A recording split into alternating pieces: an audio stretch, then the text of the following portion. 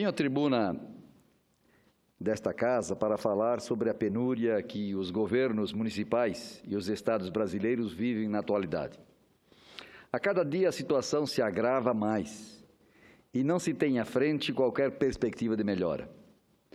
Mas o que fizeram os de errado os prefeitos e governadores para que se chegasse a esse nível de descalabro? Absolutamente nada.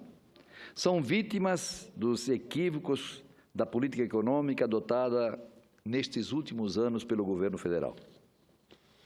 Os municípios têm, por força constitucional, a obrigação de investir em saúde 15% de sua receita corrente líquida.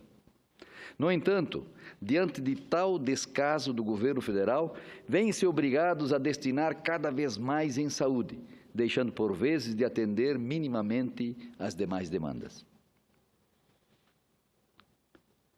Também demandas importantes para o bem-estar de suas respectivas populações. Já não são poucos os municípios que comprometem em saúde pública mais de 30% da sua receita.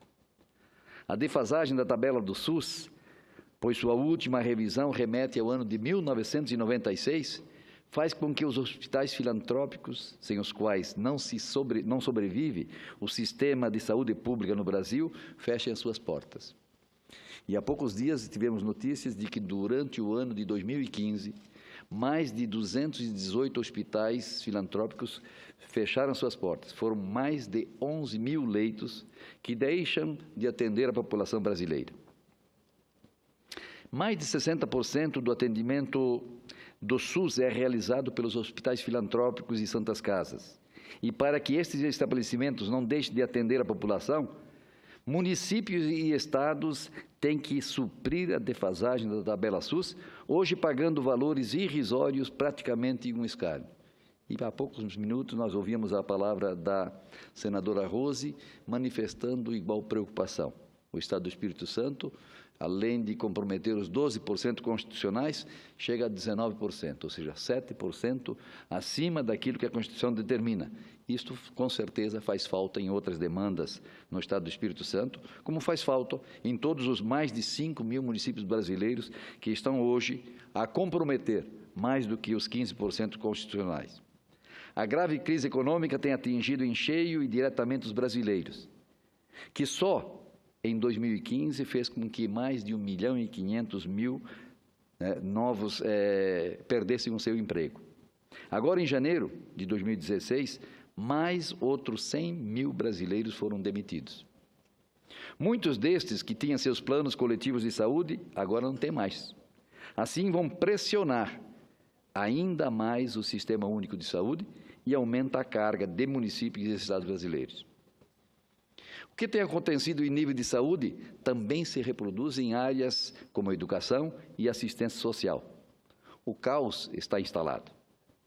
Esta casa manifestou claramente sua preocupação com o agravamento desta situação frágil vivida por municípios e estados, aprovando o projeto de emenda constitucional de autoria da senadora Ana Amélia Lemos, estabelecendo que nenhuma obrigação pode ser imposta aos municípios e estados, por parte do governo federal, sem que este assegure as fontes de recursos necessárias para a sua implementação. Por outro lado, em nível de Câmara Federal, por iniciativa do deputado Mendonça Filho, foi apresentado o projeto de emenda constitucional na mesma direção. Esta PEC, ao chegar ao Senado Federal, foi rapidamente colocada em pauta, indo ao encontro de uma imperiosa necessidade de estabelecer um freio ao repasse de novas responsabilidades aos entes federados inferiores. O debate nos faz ver que nem todos estão verdadeiramente preocupados com a problemática do desequilíbrio entre os entes federados. Outrora, a Constituição Federal estabeleceu, sensível às questões de responsabilidades de cada um, critério de partilha do bolo tributário em que assegurava aos municípios algo em torno de 20% e aos estados por volta de 30%, ficando a União com a metade de tudo o que é arrecadado. Porém, nestes quase 28 anos, a União transferiu inúmeras responsabilidades a serem bancadas por municípios e estados brasileiros, sem oferecer a necessária transferência de recursos financeiros.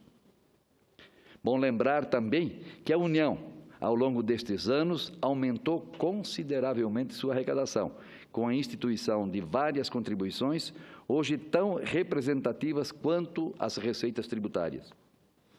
Assiste à União o poder de, sempre que necessário, promover alterações na legislação, objetivando aumentar a sua receita, ou mesmo criando novas contribuições.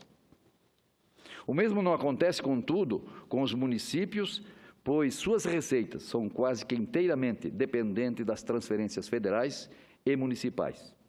E estas são calculadas sobre o IPI e o Imposto de Renda para a formação do FPM, e a cota parte do ICMS arrecadado pelos governos estaduais. Essas transferências têm caído consideravelmente, pois sem atividade econômica aquecida, menos impostos são gerados. Para minimizar um pouco as dificuldades que os municípios e estados brasileiros enfrentam, propus, em 5 de novembro de 2015, a PEC 143, que o objetivo foi oferecer aos municípios e estados brasileiros o mesmo mecanismo de desvinculação de receitas que o Congresso Nacional tem oferecido ao governo federal desde 1994. Esta medida não vai significar nenhum aumento de arrecadação destes entes federados. No entanto, se em nível de União se tornou vital para a gestão financeira, é de se supor que também vai fazer bem para os municípios e estados. Por isso, a PEC 143 propõe a criação da DRE, desvinculação de receitas do Estado, e a DRM, desvinculação de receitas do município. E hoje, digamos, tomei conhecimento de que esta PEC, que está na Comissão de Constituição e Justiça, será relatada pelo senador Romero Jucá. Espero que tenha sucesso na relatoria e que possamos fazer com que ela tramite e seja aprovada. Por acreditar que aprovada a PEC 143 estará o Congresso demonstrando sintonia e sensibilidade às questões de municípios e estados, conclamo a todos os senhores senadores e as senhoras senadoras a interagirem para que esta Casa dê a sua importante contribuição para que prefeitos e governadores tenham, com o uso da faculdade de desvincular parte de suas receitas, melhor condição de gestão financeira. Reitero o meu compromisso com o Pacto Federativo, proporcionando equilíbrio das contas públicas de estados e municípios, tão sacrificado nos últimos anos, com um número cada vez maior de responsabilidades e com cada vez menos arrecadação.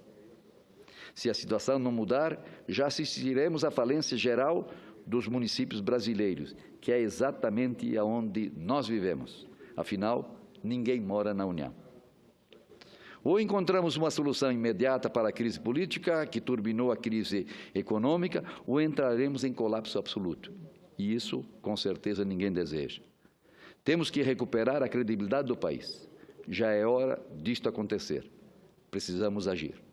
Obrigado.